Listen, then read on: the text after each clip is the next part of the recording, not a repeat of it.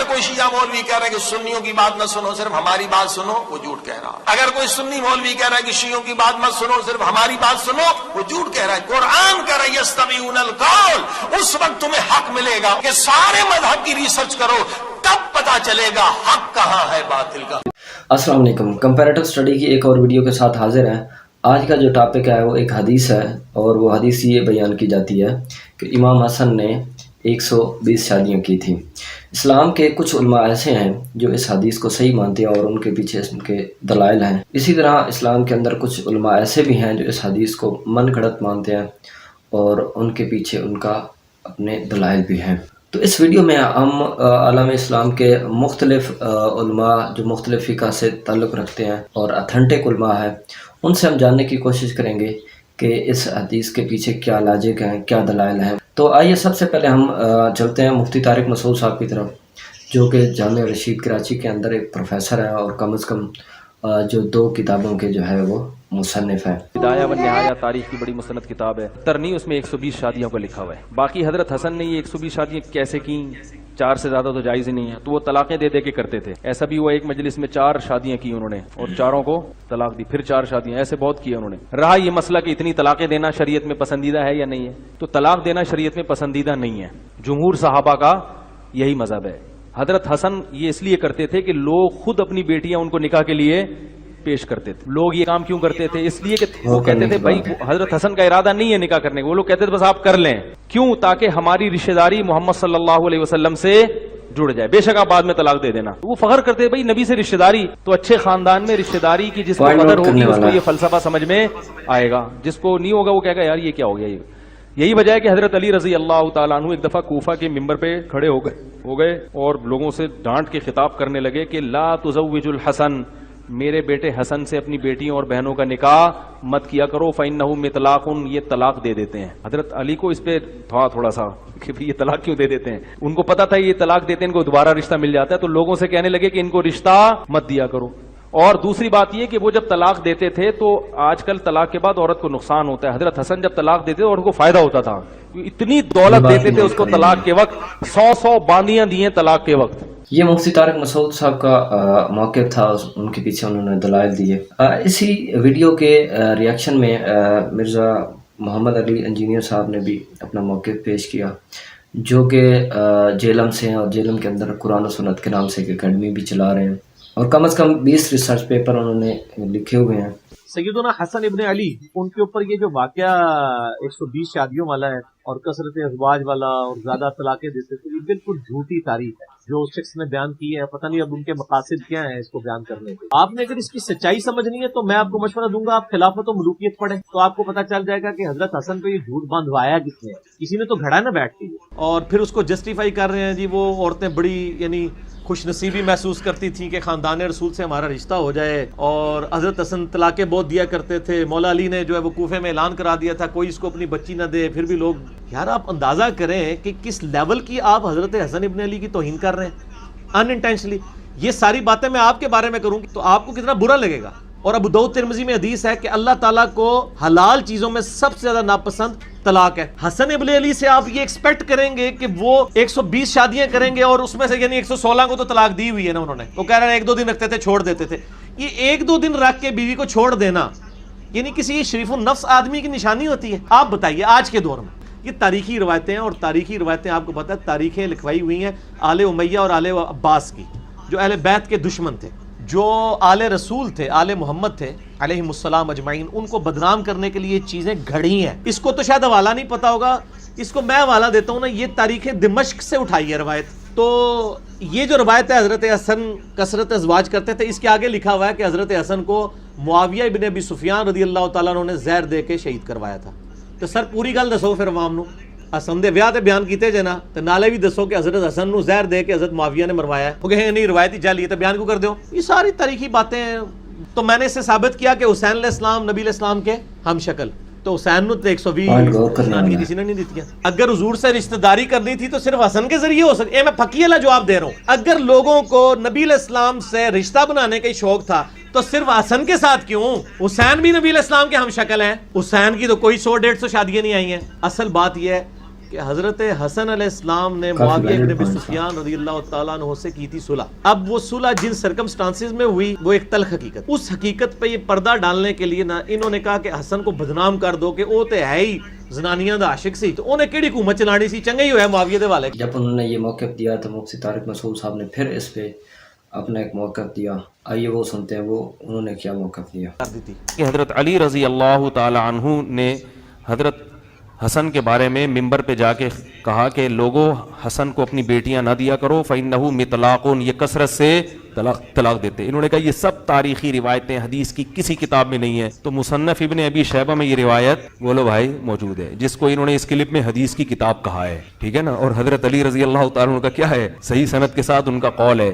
تو یہ تو ان کا مطالعہ ہے. تو مجھے تو معلوم نہیں تھی یہ بات کہ شیعہ حضرات کی کتابوں میں بھی لکھا ہوا ہے کہ حضرت حسن نے بہت کثرت سے شادیاں بھی کی ہیں اور کثرت سے طلاقیں بھی دی ہیں. طلاق کو جو اسلام نے ناپسندیدہ قرار دیا ہے، کن وجوہات کی بنیاد پہ قرار دیا ہے؟ وہ وجوہات حضرت حسن کے حق میں پوری نہیں ہوتی. پورا تفصیل سے بیان کیا تھا مگر یہ پی گیا اس بیان کو. مفتی صاحب نے اپنی موقع پیش کیا اور اپنے دلائل دیے. اب ہم یہ دیکھتے ہیں کہ کیا یہ جو احادیث ہیں شیعہ اور سنی کے سلیبس میں کیا یہ واقعی احادیث موجود ہیں. آئیے ریفرنس کے ساتھ دیکھتے ہیں. مفتی طارق مسعود صاحب نے جو باتیں بیان کی ہے اور یہ کہہ رہا ہے کہ یہ جھوٹی تاریخ ہے، تو امام ذہبی نے ان واقعات کو بیان کیا ہے، امام ابن ابی شیبہ نے ان واقعات کو بیان کیا ہے. کتاب آپ کے سامنے ہے، مصنف ابن ابی شیبہ، حدیث نمبر 19-5. تو یہ جو مفتی صاحب نے کہا بالکل یہ جھوٹی تاریخ نہیں ہے، یہ کتابوں موجود ہے. مصنف ابن ابی شیبہ سے 19-5. اسی طرح علامہ مزی کی کتاب ہے، علامہ ذہبی کی کتاب ہے، علامہ ابن سعد کی کتاب ہے. اب شیعہ حضرات کی کتاب ہے، ملا باقر مجلسی کی کتاب ہے، اور علامہ قلینی جو ان کے امام بخاری ہیں، جیسے ہمارے اہل سنت میں امام بخاری کا درجہ ہے حدیث میں، ان کی کتاب الکافی، کتاب الکافی، جلد نمبر 6 صفحہ نمبر 56 میں یہی بات لکھتے ہیں کہ حضرت علی رضی اللہ تعالیٰ عنہ نے کہا کہ حسن کو اپنی بچیاں نکاح میں نہ دو، وہ طلاق دے دیتے ہیں. بے آئینی وہی بات لکھی ہے. اور اسی کتاب الکافی میں لکھا ہے کہ حضرت امام حسن رضی اللہ تعالیٰ عنہ نے 50 عورتوں کو طلاق دے دی. اگلی کتاب ہے ملا باقر مجلسی، بہت بڑے مشہور اہل تشیع کے امام ہیں، ان کی کتاب جلد نمبر 44 صفحہ نمبر ہے 158. کتاب آپ کے سامنے ہے. کہتے ہیں کہ حضرت حسن رضی اللہ تعالیٰ عنہ نے 250 عورتوں سے نکاح کیا. تو یہ وہ حوالہ جات ہیں جو کہ عالم اسلام کی کتب کے اندر درج ہیں اور ان میں یہ احادیث جو آئی ہیں اس طرح سے آئی ہیں. یہ حضرت حسن نے کوئی 250 شادیاں کی تھی، یہاں تک روایت ایک میں ملی ہے. ان روایتوں کا کون ضامن ہے؟ جنہوں نے زیادہ کی ان کا نام نہیں لیتے کیونکہ وہ ان کی پارٹی کے ہے نا سمجھے جاتے. حضرت مغیرہ بن شعبہ رضی اللہ عنہ کے جب آتا 1000 عورت کی انہوں نے اور 300 کنواری عورت کا پردہ چاک کیا، اس کا نہیں ذکر کرتے. حالانکہ صحابہ کرام کے حالات پر جو بھی کتاب ہے اس میں حضرت مغیرہ کے بارے میں یہی لکھا، مگر چونکہ وہ حضرت معاویہ کے ساتھ مل گئے تھے ان کا یہ چھپا لیتے ہیں، حضرت حسن کے پیچھے پڑے ہوئے. جنہوں نے نام لے کر بھی لکھی ہے نا عورتیں اور ان سے اولاد 18-19 کے قریب تک ہی بس لکھی ہے، اس سے زیادہ کوئی نہیں. یہ ثابت ہے یا یہ بھی بس یعنی کہ نہیں ہے، یہ بھی ایسے بیٹا جنہاں کا محاذ جیسی بے ثابت کرو بے حسن حکومت کابل سی، یہ تیاش آدمی عورتوں نے جھوٹے پروپگنڈے کر کر کے پوری سلطنت پھیلائے. بے حضرت معاویہ اگر اس کو حکومت کھوئی ہے تو کھونی چاہیے، تو کو حکومت کرنے تو کا. تو یہ تھے مفتی مولانا اسحاق صاحب جن کا اپنا ایک موقف تھا. یہ بیسیکلی فیصل آباد سے ہیں، وحدت امت پہ انہوں نے بہت کام کیا. ارشد قادری صاحب ہیں اور کم از کم یہ 400 کتابوں کے مصنف ہیں. ان کا اس کے بارے میں کیا موقف ہے آئیے وہ سنتے ہیں. یہ بیسیکلی بریلوی مکتب فکر سے ان کا تعلق ہے. حضرت حسن ابن علی نے کتنی شادیاں کی؟ تاریخ کی بات کتابوں میں ہے کہ آپ بہت نکاح فرماتے تھے اور 100 تک شادیاں کی. تو مولا علی فرمایا کرتے تھے کہ حسن سے اپنی بیٹیوں کے نکاح نہ کیا کرو، یہ چھوڑ دیتا ہے. یہ روایت پایا ثبوت کو نہیں پہنچی اور یہ اہل بیت اطہار کو بدنام کرنے کا ایک طریقہ کار ہے، لہذا میں قطعاً اس انداز میں اس روایت کا قائل نہیں ہوں. اب ہم شیعہ کی کچھ علماء کو انکلوڈ کرتے ہیں جن میں سب سے پہلے علامہ کاظم عباس ہیں جو کہ کوئٹہ بلوچستان سے ہیں اور ایکس اسسٹنٹ ایگزیکٹو آفیسر بھی رہ چکے ہیں.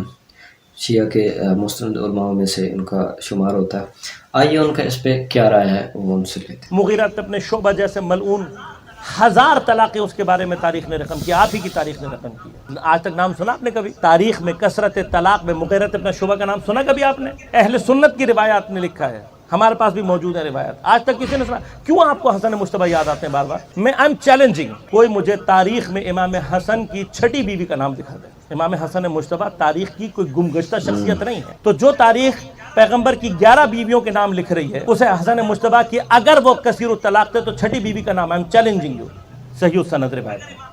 अगर इमाम कसीर तलाक थे तो फिर वो जो उसने जहर दिया वो इतने अरसे बच कैसे गई इमाम के साथ? ये भी पॉइंट, अगर इमाम कसीर तलाक थे तो सवाल है ना, उसको क्यों नहीं फारिग कर दिया इमाम ने? अब हम एक और आलिम शिया के डॉक्टर नसीम हैदर ज़ैदी साहब, उनका मौक़िफ़ लेंगे और एंड पे एक मुख्तसर सी जो है हम इसका रिज़ल्ट पूरी वीडियो का ये समरी की सूरत में पेश करेंगे।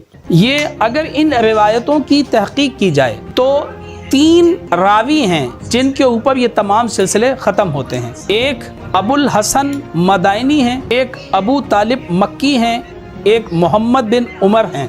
पहले आप इस बात को समझें, कसरत तलाक और कसरत शादी ये किसी भी दौर में एक अच्छी चीज़ नहीं समझी गई। यानी इस्लाम की रूह से भी सबसे ज़्यादा जायज़ चीज़ों में सबसे बुरी चीज़ जो समझी जाती है वो तलाक देना है। तो ये रिवायत कुरान ने जो इमाम हसन का नक्शा पेश किया, आयत तत्हीर लें आप, इन्नमा युरीदुल्लाहु लियुज़हिबा अन्कुम रिस्सा अहलल बैत वयुत्ताहिरकुम तत्हीरा। अहले बैत अलैहिस्सलाम अहले सुन्नत का भी इत्तेफाक है, मकतब तशय्यो के तमाम अफाद का इत्तेफाक है कि इमाम हसन भी अहले बैत में हैं, इमाम अली अलैहिस्सलाम भी अहले बैत में हैं, और इमाम हसन अहले बैत अलैहिस्सलाम में, और कुरान ने उनकी तहारत को बयान किया है।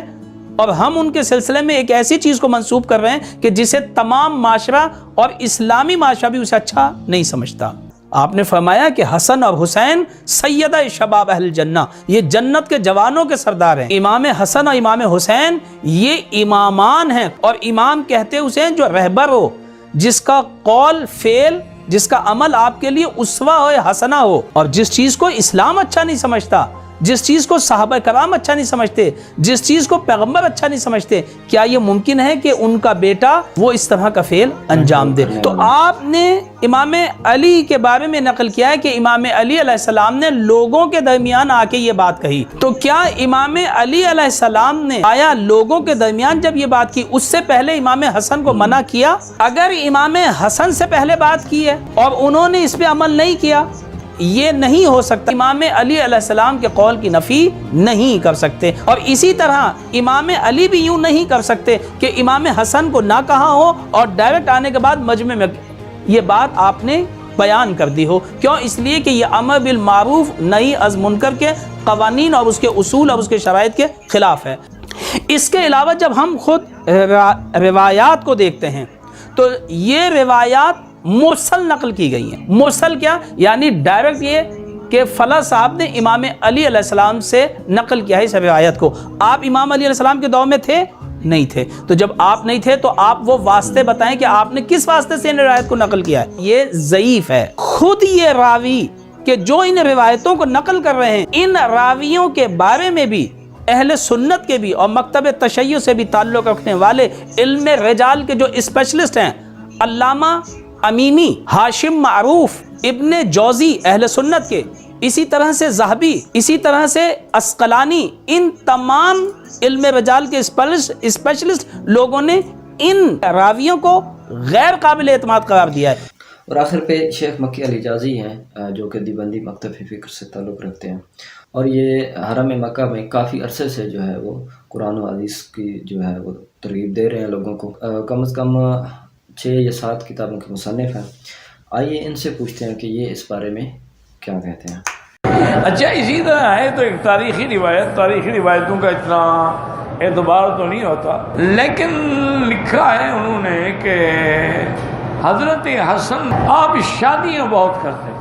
शादी की 2 दिन, 4 दिन, 10 दिन, 15 दिन, 20 दिन के बाद तलाक दे दी। तो इसलिए हज़रत हुसैन रज़ियल्लाहु ताला अन्हु ने 2 आदमियों को इकट्ठा किया। पहले तो उन्होंने अपने भाई से कहा कि हज़रत ये क्या आपने एक मजाक बना रखा है, शादी को शादी करते हैं फिर 15 दिन के बाद छोड़ देते हैं, फिर और कर लेते हैं।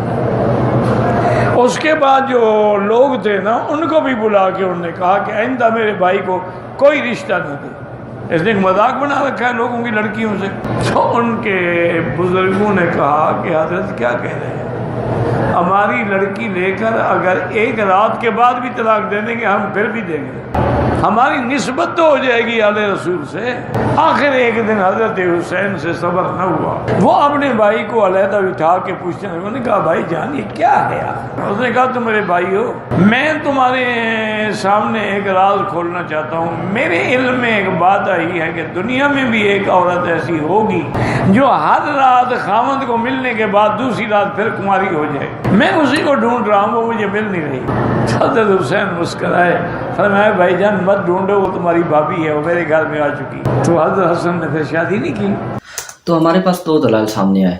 पहली दलील ये है कि क्योंकि लोग नबी के साथ रिश्ता जोड़ना चाहते थे, इस वजह से लोग उनको वो अपनी बेटियां देते थे और इमाम हसन ले लेते थे।